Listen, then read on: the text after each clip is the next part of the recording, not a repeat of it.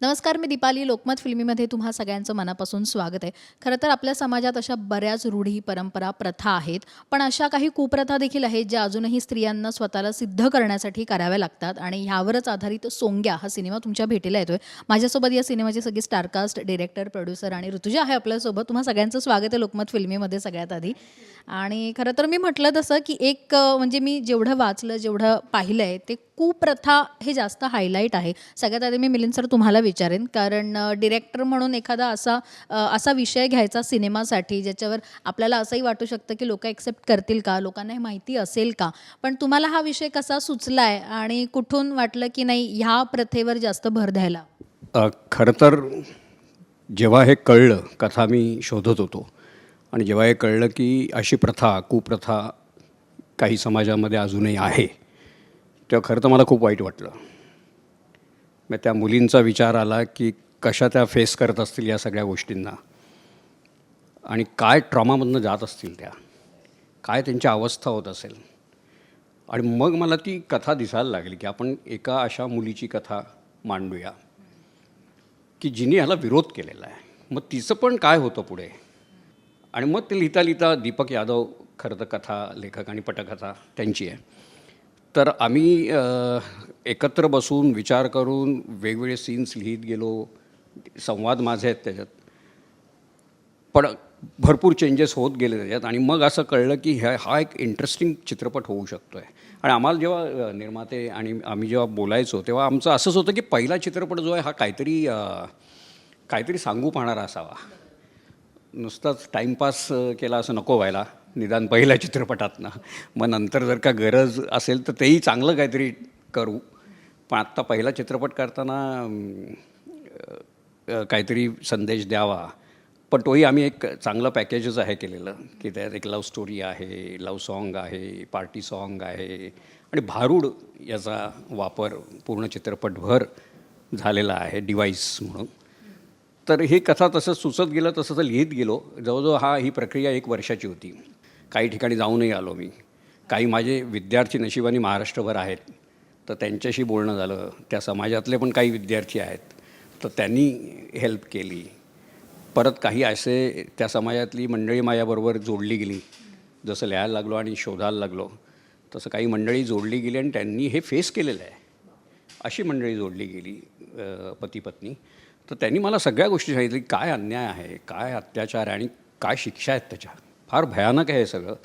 आणि कायद्याने बंदी असली तरी हे चालू आहे. त्याच्यामुळे असं वाटलं की या स्टोरीवरती चित्रपट करावा. आणि माझ्या मते आता निशांत सरांकडे येईन, कारण पहिलाच सिनेमा म्हटल्यावर एकतर खूप प्रेशर असतं की पहिला सिनेमा कुठल्या पद्धतीचा असावा, तो कसा सादर केला जाईल, प्रेक्षकांना तो कितपर्यंत आवडेल. काय गणित प्रोड्युसर म्हणून तुम्ही डोक्यात ठेवलेली जेव्हा हा सिनेमा अशा पद्धतीचा प्रेक्षकांसमोर घेऊन यायचा? हा खरंच खूप छान प्रश्न आहे ॲक्च्युली. कारण की प्रोड्युसर म्हणून नुसता पैशाचा विचार करणं असे भरपूर लोकांचं असतं ॲटिट्यूड, राईट. पण आम्हाला जेव्हा जेव्हा आम्ही संवाद करत होतो म्हणजे काहीतरी करूया चांगलं, त्याच्यामध्ये चांगलं हा शब्द महत्त्वाचा आहे, राईट. तर नुसतंच पिक्चर काढून तो काय येईल थिएटरमध्ये, पैसे कमवू आणि नंतर मजा करू, काय मजा नसते. पण हे माध्यम एवढं स्ट्रॉंग आहे की ह्याच्यातनं आपण जनजागृती करू शकतो का. आपल्या इथे एवढे मोठे मोठे लोक होऊन गेले, आपण त्यांच्या लेवलचं पोचू शकत नाही, पण आपण काहीतरी एक खारीचा वाटा म्हणतो की नाही, तसा प्रकार आहे. की म्हटलं या माध्यमाचा वापर करून आपण 1-2 व्यक्तींचं जरी आयुष्य बदलू शकलो आणि त्याच्याचबरोबर थोडंसं पॅकेज करायचं की ज्याच्याने आपलं फिल्म जी आहे ती पण चांगली चालेल. अशा उद्देशाने आम्ही याचा विचार केला. आणि मग पूर्ण कथानकामध्ये मी याला सल्ला देत होतो की नुसतं फोकस आपल्याला एंटरटेनमेंटवरती नाही, तर मेसेज पण त्याच्याबरोबर चांगला झाला पाहिजे. पण अर्थात म्हणजे कुप्रथा आहे, या प्रथेविषयी काही ठिकाणी बोललं जातं, काही ठिकाणी नाही बोललं जात. पण सर म्हणाले तसे की त्यांना बरेच लोकांनी अनुभव सांगितले. तू तर हे प्रेझेंट करतेस, त्याच्यामुळे तुला सरांनी अनुभव सांगितले असतील. पहिला अनुभव तू जेव्हा ऐकलास किंवा तुझ्याकडे आला की अशी अशी गोष्ट आहे, तुझ्या अंगावर काय काटा आला की नेमकं हे ज्यांच्यासोबत घडलंय त्यांना कसं वाटलं असेल? कारण तुला ते आता प्रेझेंट करायचं म्हटल्यावर तुलाही ते दिसणं, म्हणजे तसं दिसणं स्वाभाविक आहे. मुळात आधी तर मला कौमार्य चाचणी अजूनही काही भागात केली जाते हे माहीतच नव्हतं किंवा ही अशी प्रथा कुप्रथा आहे हेही माहीत नव्हतं. तर मी सरांना विचारलं सिरियसली हे आहे की हे मेडअप आहे की काय? तर सर म्हणाले नाही. मग त्यांनी स्टॅटिस्टिक्स सांगितले, नावं सांगितली किंवा काही गोष्टी सांगितल्या आणि अगदी रीतसर सांगितलं की प्रथा कशी असते, त्या मुलीला असं आणलं जातं, पंचायत बसलेली असते, लोक असतात गावातले. आणि तर ते मला ऐकून फारच, मला माणूस म्हणून म्हणते, ॲक्टर तर पुढे विचार करतो आपण, मला आधी माणूस म्हणूनच असं वाटलं आपल्याला माहीतच नाही जगात काय चाललं आहे मुलींबरोबर. आणि मला खूप डिस्टर्ब झाले मी की यार आपण इतके सेफ वातावरणात वाढलो आहे, आपल्याला मत मांडण्याची मुभा आहे, आपलं सगळं उत्तम चाललं आहे, पण काही अशा मुली आहेत ज्यांच्यावर हे अजूनही संकट ओढवलेलं आहे किंवा आणखी येणाऱ्या जनरेशन्सवर कोणी काही आवाज उठवलाच नाही तर ते असंच चालू राहणार आहे. तर ॲटलिस्ट अवेअरनेससाठी आपण ह्या विषयावर काम करावं असं माणूस म्हणून आधी वाटलं आणि मग ॲक्टर म्हणून वाटलं, कारण त्याच्यात भारूड फॉर्म आहे, इमोशन्स आहेत, त्यात लव्ह स्टोरी पण आहे, त्यात तिचाही संघर्ष आहे कुटुंबाबरोबर, समाजाबरोबर. सो ते सगळं पोर्ट्रे करण्यासाठी छानच आहे. आणि कौमार्य चाचणी हा विषय फिल्ममध्ये असला तरी आपल्याकडे चाचणी घेतली जात नाही, पण मुलीच्या कौमार्याविषयी प्रश्नचिन्ह हा प्रत्येकाच्या मनात असतो लग्न करताना, सासू सासऱ्यांच्या, त्यांच्या घरच्यांच्या, की हिचं आधीचं कसं होतं, काय होतं आणि आपल्या पास्ट लाईफ कसं होतं आणि त्याच्यावरनं मग कॅरेक्टर जजमेंट करणं आणि वगैरे वगैरे. म्हणजे ती कुप्रथा मनात तर प्रत्येकाच्या सुरू अजूनही आहे. तर मला असं वाटतं त्याच्यावरही भाष्य करणारा हा चित्रपट आहे. आणि कौमार्य हे फक्त शारीरिक संबंधांमुळे भंग होतं असं वाटतं, तर तसं नाही आहे. त्याला वेरियस रिझन्स आहे आणि त्याचा अवेअरनेस आजही नाही आहे. सो मला असं वाटतं फक्त कौमार्य चाचणी जिथे होते त्या भागातल्या लोकांसाठीचा हा सिनेमा नाही, हा अगदी सिटीमधल्या लोकांसाठीचा पण सिनेमा आहे. कारण वैचारिकदृष्ट्या जी कुप्रथा चालू आहे इथे, ती थांबवणं पण तितकंच गरजेचं आहे. ऐकलं सर की पहिली चॉईस तुमची ऋतुजाच होती. जेव्हा हा सिनेमा किंवा तुम्ही जेव्हाही लिहिलं असेल किंवा अशा गोष्टी समोर आल्या असतील तेव्हा तुमची पहिली चॉईस ऋतुजा होती. असं का? आणि ऋतुजाचे ह्याच्या आधीचे कुठले असे तुम्ही पाहिलेत की त्याच्यामुळे तुम्हाला वाटलं की नाही ह्याच्यासाठी ऋतुजाच परफेक्ट आहे? नाही, मी चित्रपट नाही पाहिला कुठलाही, पण मी अनन्या पाहिलेलं होतं आणि त्यातला जो अभिनय तिचा होता तो म्हणजे कोणीच इतर नटी करू शकत नाही, इतर कोणी हिरोईन करू शकत नाही असाच आहे. आणि आत्ता या क्षणी मला नाही वाटत की कोणी इतक्या ताकदीची अभिनेत्री आहे. म्हणजे कारण काय, हिच्यापेक्षा मोठ्या असतील काही, त्या वयाने बऱ्याच मग 40+ किंवा त्याच्याही पेक्षा मोठ्या आहेत, काही अगदीच मग यंग आहेत की ज्या या रोलला जी मॅच्युरिटी पाहिजे ती मॅच्युरिटी मला वाटतं ऋतुजामध्ये होती. आणि मला हे दीपाली विचारेंनी पण सजेस्ट केलं की तू ऋतुजाशी बोल आणि तिला मी सांगते. आणि दीपालीनी कॉन्टॅक्ट केला ऋतुजाला की एक चांगली भूमिका आहे आणि तू ती ऐकावीस. आणि मग आम्ही एकमेकांच्या कॉन्टॅक्टमध्ये आलो. पण हिचं नाव आधी होतं डोक्यात पहिल्यापासून, कारण खरंच नाही कुणी असं की इतकं स्ट्रॉंग कॅरेक्टर आहे आणि सगळंच आहे त्याच्यात, इमोशन्स. म्हणजे असं नाही, ती घरही सांभाळणारी आहे, घरातल्यांना सांभाळणारी आहे, स्वतःच्या मोठ्या बहिणीला सांभाळणारी आहे, छोट्या बहिणीला सांभाळणारी आहे, भावाबरोबर तिचं एक वेगळं रिलेशन आहे. तर हे सगळं घरगुती. आणि तिला तिचे वडील पण जेव्हा ती कानफटात वाजवते MLAच्या, तेव्हा वडीलही घाबरतात. म्हणजे की काय केलंस तू, आहे तुला कळतं आहे का वगैरे असं. म्हणजे तो समाजातली जे सगळे जी मंडळी आहेत ह्या लोकांना घाबरून असतात. तर तसं आहे. पण ती म्हणते मी त्यांना मारलंच नाही, मी त्या कुप्रथेच्या कानफटात मारलेली आहे. म्हणजे तिला तेच संपवायचं आहे हे. कारण तिने तिच्या मोठ्या बहिणीचंही बघितलेलं आहे, पण त्यावेळेला ती रिॲक्ट तशी नाही झालेली. तिने ते पाहिलं, तिने ते अनुभवलं की हे काय चाललं आहे. आणि त्याच्यानंतर कुठेतरी मला वाटतं ती स्ट्रॉंग होत गेली की हे प्रकार फारच वाईट आहेत. आणि मला वाटतं माझी कास्टिंग, आता तुम्ही चित्रपट पहा तुम्हाला कळेल की सगळीच कास्टिंग अगदी परफेक्ट आहे. आणि या सिनेमाचं एक वैशिष्ट्य म्हणजे भारूड जे आम्ही ऐकलं लॉन्चच्या वेळी देखील अतिशय सुंदर आहे. त्याचे शब्द खूप छान आहेत. गुरु ठाकूर आय थिंक यांनी लिहिलेलं आहे. त्याच्यामुळे अर्थात हे खूप भारूड सुंदर असणारच. ऋतुजा, तू प्रेझेंटही केलंस त्या दिवशी, लॉन्चच्या दिवशीही तू सादर केलंस आणि सिनेमातही आम्ही ते बघितलं. खरं तर ते भारूड ऐकल्यावरही लोकांच्या अंगावर काटा येतो. तुला ते गाणं ऐकून एकतर तुमचं सगळं लिखाण त्याच्यावर आहे. सो कसं वाटलं तुला? एकतर गुरु ठाकूरांचे शब्द म्हणजे अर्थात प्रत्येकाच्या अंगावर आहे. मी फॉर्च्युनेट आहे की काहीतरी वेगळं करण्याची संधी मला मिळाली आणि भारूड ही लोककला मी पाहिली होती, ऐकली होती, पण मी कधी परफॉर्म नव्हती केली. त्यामुळे मला मजा येत होती आणि योगेश चिकटगावकर आहेत ते होतेच माझ्याबरोबर आणि आम्ही दोघांनी मिळून सोंगी भारूड एक परफॉर्म केलं आहे. काही याच्यात मी म्हणजे ह्याच्या वाईज पण परफॉर्म केलं, म्हणजे हे गाण्या स्वरूपात आहे, पण बाकीचे जे आहेत निरूपण ते सादर केलेले आहेत. सो ते माझ्यासाठी खूप एक्सायटिंग होतं आणि त्याच्यात रॉनेस पाहिजे होता. परत माझा फेमिनाईन आवाज असून सुद्धा तो स्ट्रॉंगनेस कसा येईल किंवा त्याची शब्दफेक वेगळी असते. म्हणजे बाकी अदर इमोशन्स पोर्ट्रे करताना खूप सटल आणि ह्या लेवलवर मी बरेचदा काम करण्याचा प्रयत्न करते. पण ह्यात तो फोक एलिमेंट येणं गरजेचं होतं. परत भाषा थोडीशी गावकऱ्यांशी संवाद साधायचा, त्यामुळे लहेजा बदलायचा होता. त्याच्यानंतर मी टाळ वाजवायला शिकले. मला टाळ खूप मेडिटेटिव्ह वाटलं. मी दिवसामुळे माझं चालू असायचं, सीन आहे नाही, मी आपलं वाजवत बसायचे. अशा विषयासाठी तुम्हाला एक एक स्वतःचं एंटरटेनमेंट शोधावंही लागतं किंवा असा विषय प्रेझेंट करताना तुमचंही माइंड फ्रेश राहायला लागतं, त्यामुळे तुला हे खूप उपयोगी पडलं असेल. येस आणि जेव्हा भारूड लिपसिंग करायचं होतं तेव्हा मी लिरिक्स पाठ करून गेले होते, पण ते ज्या एनर्जीत वाजत होतं मला काही करायचीच गरज लागत नव्हती. ते आपोआप एनर्जी येत होती किंवा काय म्हणतात एक माहोल तयार होत होता आणि समोर ऑडियन्स बसलेलं ते काय पेड ऑडियन्स नव्हतं, ते गावातले लोक बसले होते ज्यांच्यासमोर मी ते सादरीकरण करत होते. त्यामुळे मला ऑर्गॅनिक रिॲक्शन्स पण मिळत होत्या. पण निशांतजी तुमच्याकडे येईन, कारण मी म्हटलं जसं की पहिला सिनेमा आहे त्याच्यामुळे बऱ्याच गोष्टी, पण तुम्ही जेव्हा ट्रेलर पाहिला आणि आता सिनेमा आता प्रीमियरही आहे लवकरच, किती धाकधूक आहे खरं तर की प्रेक्षक कसा स्वीकारतील, की बिनधास्त आहात की सिनेमा छान झाला आहे आम्हाला माहिती आहे, काय मनात तुमच्या चलबिचल चालू आहे? माझ्या मनामध्ये ॲक्च्युली चलबिचल असं मी म्हणणार नाही, कारण की जे केलेलं काम आहे ते उत्कृष्टच आहे. त्याच्यामुळे सगळ्यांना आवडणार आहे ते. आणि लोक जेव्हा एकदा येऊन बघतील ना, तेव्हा ते स्वतःच बाहेर जातील आणि सगळ्यांना सांगतील की हा चित्रपट ह्या वर्षाचा सगळ्यात उत्कृष्ट आहे मराठीसाठी. आणि ह्या चित्रपटाला अवॉर्ड्स ऑलरेडी मिळालेत फिल्म ह्याच्यामध्ये फेस्टिवल्समध्ये. तर हा अजून पुढे अवॉर्ड्स घेत जाणार आहे ह्या वर्षीचा 2023 मधला. आणि मिलिंद सर, माझ्या मते आत्ता मगाशी तुम्ही म्हणालात तसं की पंचायत पण हा खूप महत्त्वाचा विषय आहे ह्या सगळ्या बाबतीत. पॉलिटिकल कनेक्शन खूप महत्त्वाचं असतं जेव्हा अशा प्रथा कुप्रथा येतात, आणि खास करून गावाकडे जेव्हा अशी पंचायत बसते आणि एखाद्याच्या पर्सनल लाईफविषयी तुम्ही ते सगळं गावासमोर मांडता.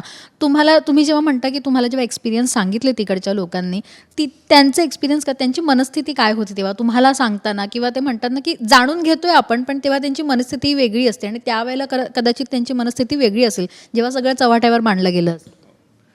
नाही, अगदी खरं आहे की जेव्हा या काही लोकांशी मंडळींशी बोललो आणि त्यांनी सांगितलं की हे प्रकार होतात आणि मग पंचायत आहे, 5 पंचायत, आणि त्यांचं काही शिक्षण काही माहीत नाही, काही नाही, फक्त गावातले ते एक आपण गुंडच म्हणू शकतो, 5 ते बसलेले असतात आणि ते एका मुलीला पवित्र का अपवित्र हे ठरवतात. आणि ते जे विचारतात ते अतिशय खराब आहे. ते आम्ही ठेवलं आहे सिनेमात की ही खरी आहे का खोटी आहे. आणि असं ते दरवाजावरती टॅप करून विचारतात. आतमध्ये गेलेले आहेत नवरा बायको आणि बाहेरून हे लोक बसून विचारत आहेत की झालं का, खरी आहे का खोटी आहे. म्हणजे हे किती भयानक हा प्रकार आहे. त्या मुलीसाठी तर किती भयानक आहे. म्हणजे ती काय करायला गेली आतमध्ये ॲक्च्युली, स्वतः पवित्र आहे का नाही हे ठरवायला गेली आतमध्ये.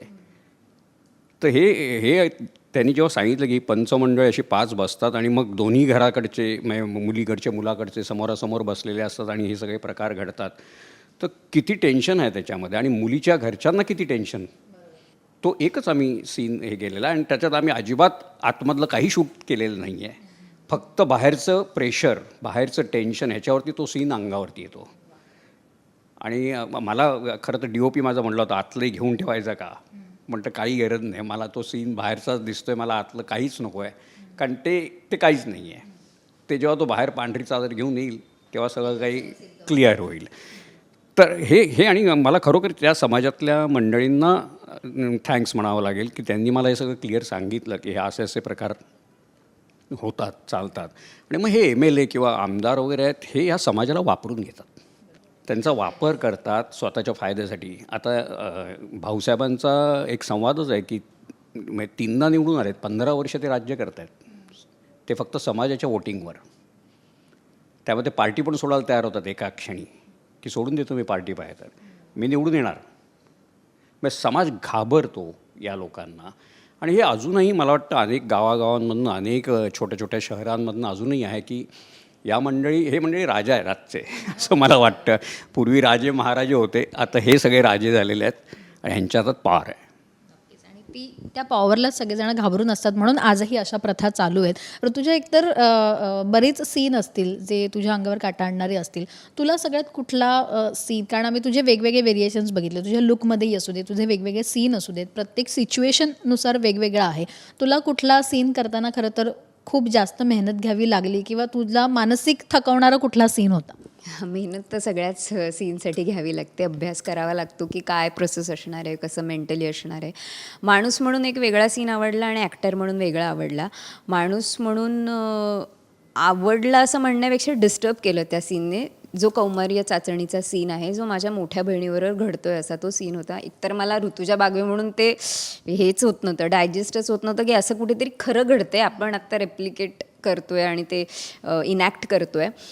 आणि त्यात ते बहिणीला खोटी एक सांगितल्यानंतरचे जे रिॲक्शन्स आणि ते सगळे, ते खूप डिस्टर्बिंग होतं माणूस म्हणून. मला कसं तरी वाटतं, अरे हे कुठेतरी खरं घडते, मग मी इनॅक्ट करते आत्ता ॲक्टर म्हणून, पण हे कुठेतरी खरं घडतं यार. तर ते त्या सीनने मला थोडंसं डिस्टर्ब केलं. आणि ॲक्टर म्हणून कुठला सीन करायला आवडला तर एक धरणावर सीन आहे ज्याच्यात मी समाजकारणाच्या साईडने बोलते आणि ज्याच्यावर माझं खूप प्रेम आहे, नितांत प्रेम आहे, तो राजकारणाच्या साईडने बोलतो आहे. सो त्याच्यात अंडर करंट आहे, त्याच्यात इमोशनल चढ उतार आहेत, त्यात माणूस म्हणून तिचा फर्मनेस पण आहे त्या कॅरेक्टरचा, पण समोरच्याविषयी असं खूप मिक्स इमोशन्सवाला तो सीन होता. तो रायटिंग वाईजही छान लिहिला होता. त्यामुळे आणि मी ना बरेचदा स्क्रिप्ट ऐकते तेव्हा माझा एक फेवरेट सीन ठरलेला असतो. सो तो मी स्क्रिप्ट ऐकलेली तेव्हाच तो माझा फेवरेट सीन होते. मला तो परफॉर्म करण्याची, ॲक्टर म्हणून परफॉर्म करण्यासाठी मी आतुर होते, कारण मला असे मिक्स्ड इमोशन्स असले, कारण ते खूप कठीण असतं. आणि जेव्हा टेक्स्ट पण चांगलं असतं तेव्हा आणखीन जास्त आपण त्याच्यात छान खेळू शकतो. सो मला असं वाटतं तो सीन, आणि तो छान डबिंगला मी पाहिला तेव्हा मला तरी छान वाटला. आता आय होप आता आज मला कळेल की तो फायनली विथ BGM आणि वगैरे वगैरे कसं वाटतोय. मी लिहिला आहे सगळा, मग एकट्याने लिहिला आहे तो. आणि तो लिहिल्यानंतर, आणि ऑफिसमध्ये होतो मी माझ्या, ऑफिसमध्ये बसून माझे सगळे असिस्टंट्स वगैरे होते, आणि तो सीन लिहित होतो आणि मग वाचून दाखवल्यानंतर तेही एकदम हे झाले की सर परफेक्ट सीन झालेला आहे. म्हणजे जे काही संवाद आहेत ते कळतंय की हे शेवटची मीटिंग आहे मोस्टली. मला सगळ्यात जास्त मज्जा काय आली परफॉर्म करताना, ती बोलताना समाजकारण आणि तू किती वाईट आहेस हे बोलायचं होतं, पण तिच्या डोळ्यात प्रेम होतं त्याच्यासाठी की आय लव्ह यू, तू सपोर्टच नाही करत आहेस. सॉरी, मला स्टँड व्हावं लागेल स्वतःसाठी, समाजासाठी. सो ते कॉम्प्लेक्स रिॲक्शन्स ॲक्टर म्हणून परफॉर्म करायला मला आवडल्या. खरं तर तू म्हणालीस तसं की एक स्टँड घ्यावा लागतो. खरं तर तेव्हाच्या मुली घाबरायच्या ह्या सगळ्या समाजामुळे, आणि लोक कसं काय म्हणतील, आपण स्टँड घेतला तर आपण कुठे जाऊ, ह्या सगळ्या गोष्टी. पण तुला आजही वाटतं का आजच्या स्त्रियाही अजूनही स्टँड घ्यायला कुठेतरी घाबरतात, किंवा कुठल्याही बाबतीत असो, फक्त रूढी परंपरा याच्या बाबतीत नाही, इव्हन सगळ्याच बाबतीत, सगळ्याच विषयांच्या बाबतीत? आता ते अपब्रिंगिंगवर आहे. तर ज्यांचं अपब्रिंगिंग असं छान आहे की ज्यांना सुरुवातीपासूनच इंडिपेंडेंटली बोलायची, मतं मांडण्याची मुभा दिलेली आहे, सो त्या मांडत आहेत. आणि आत्ता बऱ्यापैकी मुली मांडत आहेत. काही मुली अति पण मांडत आहेत, तेही मला चुकीचं वाटतं. फेमिनिझमच्या नावाखाली काहीतरी भलतंच चालू असतं, सो तेही मला पटत नाही. मला असं वाटतं कुठल्याही गोष्टीतनं बॅलन्स असायला हवा. मुलीने ॲडजस्टेबल पण असायला हवं, पण अन्याय पण होऊ देता कामा नये, मग स्वतःवर, इतरांवर. सो तो जो समतोल आहे ना, तो साधता आला पाहिजे प्रत्येक स्त्रीला. आणि स्त्री ही मला असं वाटतं पुरुषापेक्षा जास्त मल्टीटास्किंग करणारी आहे, जास्त इमोशनल कोशंट असणारी आहे, जास्त स्ट्रॉंग आहे फिजिकलीसुद्धा आणि मेंटलीसुद्धा. सो मला असं वाटतं की तिने स्वतःची कॅपॅबिलिटी ओळखावी. हेच या कदाचित सिनेमातूनही तुम्हाला शेवट पाहायला मिळेल. एक समाज प्रबोधन आहे, एक मेसेज आहे, आणि मला वाटतं सगळ्याचं मिक्सचर आहे. लव्ह स्टोरी आहे, एक कहाणी आहे, त्याच्यातनं बऱ्याच गोष्टी उलगडतही जातील. ही म्हणाली जसं इमोशन्सचं सगळं मिक्सचर आहे, आणि हेच या सिनेमातून प्रेक्षकांना पाहायला मिळेल. जाता जाता तुम्ही माझ्या मते आणखीन एक असे लॉन्चच्या वेळेला म्हणालेलात की बरेच असे सिनेमे ह्याच्यापुढे घेऊन यायचे. सो हा सिनेमा झाल्यानंतरचे प्लॅन्स तुमचे काय आहेत तेही मला जाणून घ्या. आता हा सिनेमा बाहेर येईल पुढच्या ह्या आठवड्यामध्ये, राईट. सो याचा रिझल्ट तर ऑब्व्हियसली चांगलाच असणार आहे. आम्ही सगळे उत्सुक आहोत.